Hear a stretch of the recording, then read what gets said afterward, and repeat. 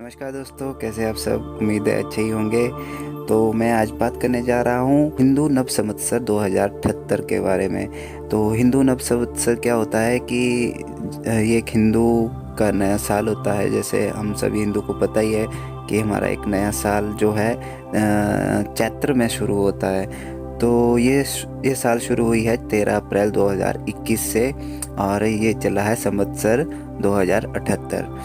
तो ये बात एक्चुअली ये पंचांग में बताई होती है बातें। तो मैं जैसे गूगल में देख रहा था, बहुत से एस्ट्रोलॉजर ने जो है इस साल में इस दुनिया के बारे में प्रेडिक्शन की हुई है। तो मुझे एक एस्ट्रोलॉजर की बात कुछ सहमत सी लग रही थी, अच्छी सी लग रही थी। तो मैंने सोचा क्यों ना इसे आपसे शेयर कर लूँ, क्योंकि मुझे लगता है कि शायद ऐसा हो सकता है इस साल। तो आइए जानते हैं कि इस वर्ष दुनिया में कैसी हलचल होने वाली है, क्या क्या होने वाला है 13 अप्रैल से अगले साल के अप्रैल चैत्र तक, अगले संवत्सर तक। तो इस संवत्सर का सबसे पहले नाम है राक्षस संवत्सर। जानकारों के अनुसार जो है हिंदू वर्ष 2077 प्रजापति नाम से जाना जाता था। ऐसे में इसके बाद इस वर्ष 13 अप्रैल मंगलवार को अनंत संवत्सर का आरंभ होना चाहिए था, लेकिन 2077 का प्रमादी संवत्सर अपूर्ण रहने से यानी केवल फाल्गुन मास तक रहा, जबकि इसके बाद पड़ने वाला आनंद नाम का विलुप्त संवत्सर पूर्ण बतसरी अमावस्या तक रहेगा। तो ये जो है पूर्ण बत्सरी अमावस्या तक रहेगा। ऐसे में आगामी संवत्सर संवत 2078 जो राक्षस नाम का होगा वह चैत्र शुक्ल पक्ष प्रतिपदा तिथि से आरंभ होगा। यह संवत्सर 31 गते चैत्र तद अनुसार 13 अप्रैल 2021 मंगलवार से प्रारंभ होगा।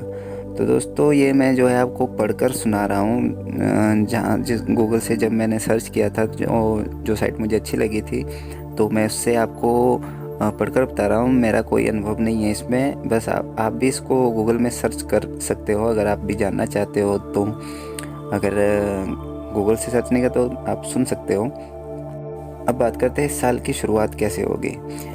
इस साल के शुरुआती 8 माह में महामारी का प्रकोप जो है समय समय पर बढ़ता व घटता रहेगा, जिसके चलते देश में कई जगह कड़े लॉकडाउन की स्थिति भी आती दिख रही है। लेकिन इस संवत्सर के राजा मंगल आखिरी 4 माह में महामारी को कंट्रोल में लाते दिख रहे हैं।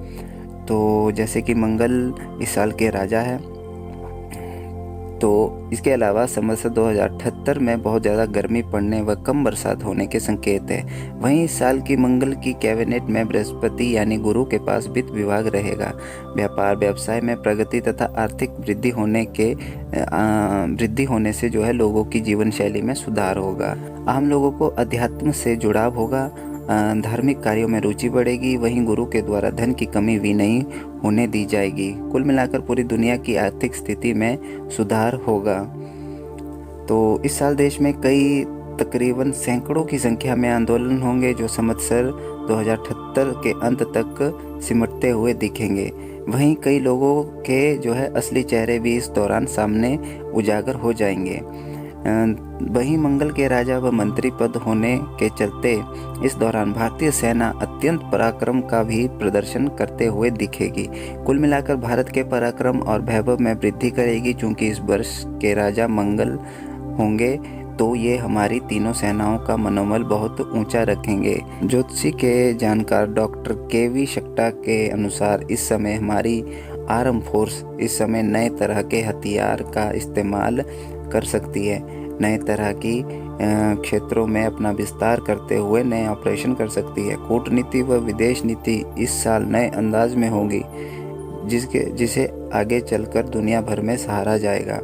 कई मामलों में सरकार व उसके प्रमुख को घेरने की कोशिश के बीच असमंजस की स्थिति भी बनेगी, लेकिन इसके बावजूद सरकार के प्रमुख नेता अपने पराक्रम के साथ कई कार्यों पर जीत हासिल करेंगे। वही अधिकांश चुनावों में भी भाजपा का जादू देखने को मिल सकता है। तो देखिए दोस्तों, ये जो बातें इसमें लिखी है मैं आपको वही पढ़ा रहा हूँ। इस वर्ष किसी वरिष्ठतम राजनेता जो पूर्व में रह चुके हैं वो या जो वर्तमान में हैं उनके दुनिया छोड़ कर जाने की स्थिति भी बनती दिख रही है। साथ ही सिनेमा के कई वरिष्ठतम कलाकार भी इस वर्ष हमारा साथ छोड़ सकते हैं। जबकि विपक्षी दलों में खासकर कुछ पुराने बड़े दलगत नीतियों में फंसे रहेंगे, वो अपने विरोधाभास में रहेंगे। इस काल जो है खंड में ग्रहों की जो स्थिति है वह भारत को विश्व विजेता के रूप में सामने लाएगी। यूं तो कई देश हर जगह अच्छी बातें करेंगे, लेकिन इसमें से कई देश दूसरे देशों की विस्तारवादी सोच से अंदर ही अंदर नाराज बने रहेंगे। इसमें खास तौर से चीन की विस्तारवादी व पाकिस्तान का आतंकवाद मुख्य रहेगा। भारत एक सर्वमान्य विश्व के नेता के रूप में उभरेगा और विश्व के लोग भारत को लेकर काफ़ी आशान्वित होंगे और उसके आसपास के देश भी वो विचारधारा संचालित होगी जो भारतवर्ष की संस्कृति को लिए हुए होंगी। अब मंगल का प्रभाव क्या होगा? इस कालखंड में ग्रहों की जो स्थिति है वह भारत को विश्व विजेता के रूप में सामने लाएगी। वहीं युद्ध की स्थिति फरवरी-मार्च 2022 में ज़्यादा बनती दिख रही है, लेकिन यदि इसके बाद भी बनी तो बहुत अधिक पराक्रम के साथ भारत का एक नया रूप देखने को मिलेगा।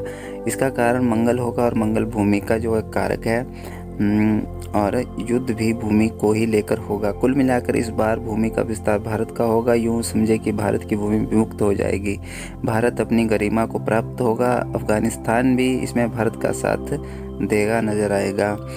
ये भी मुमकिन है कि गिलगित गलावन घाटी, गिलगित तिब्बत का क्षेत्र भी मुजफ्फराबाद तक का क्षेत्र आदि भारत में ही मिल सकता है या आज़ाद हो सकता है। देश के अंदर इस समय रक्तपात की घटनाएं, हिंसा आदि भी इस साल होने की आशंका है। सांप्रदायिक दंगों की भी संभावनाएं हैं। विरोधी दल के कुछ नेता जनता को गुमराह कर सकते हैं, जिससे सामाजिक ताने बाने में परेशानी हो सकती है। भूकंप, भूस्खलन आने की संभावना के साथ ही बाढ़ आदि का प्रकोप भी इस साल देखने को मिल सकता है। वहीं चोरी, लूट, ठगी आदि में वृद्धि हो सकती है। प्राकृतिक विपदाओं में जनधन की हानि हो सकती है। वहीं इस दौरान वेब मीडिया का प्रभाव पड़ेगा। भारत कई नए उपग्रह आकाश में भेज सकते हैं। कई नई कंपनियों के आने से रोजगार में वृद्धि हो सकती है। अब कोरोना पर भारत की ताकत। इस समय भारत का इम्यून काफ़ी पावरफुल होकर उभरेगा। वहीं साल 2021 के अंत तक कोरोना से युद्ध में भारत को कुछ अलग ढंग से पहचान मिल सकती है। इसमें भारत की वैक्सीन सर्वाधिक कारगर होगी। कभी 100 से अधिक देश भारत की वैक्सीन का उपयोग कर लाभ लेंगे। ज्योतिषी के जानकार के अनुसार भारत को कोई नोबेल या उसी तरह के पुरस्कार भी अप्रैल 2022 के आसपास मिल सकता है।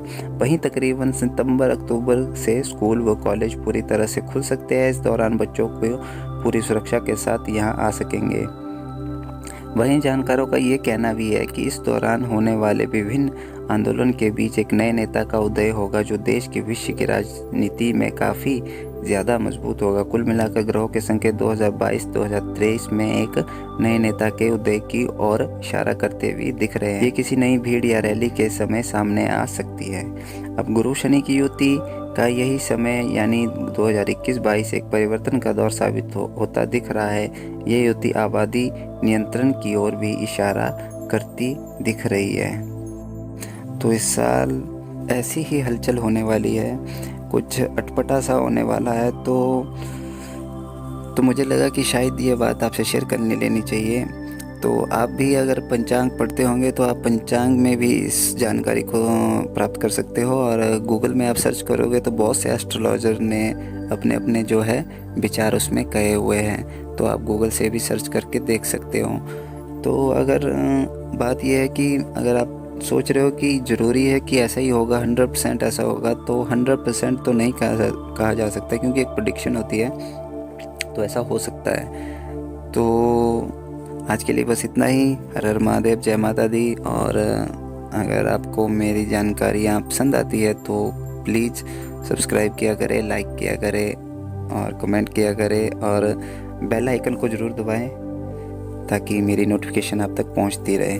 तो मिलते हैं अगली वीडियो के साथ, तब तक के लिए जय माता दी, हर हर महादेव।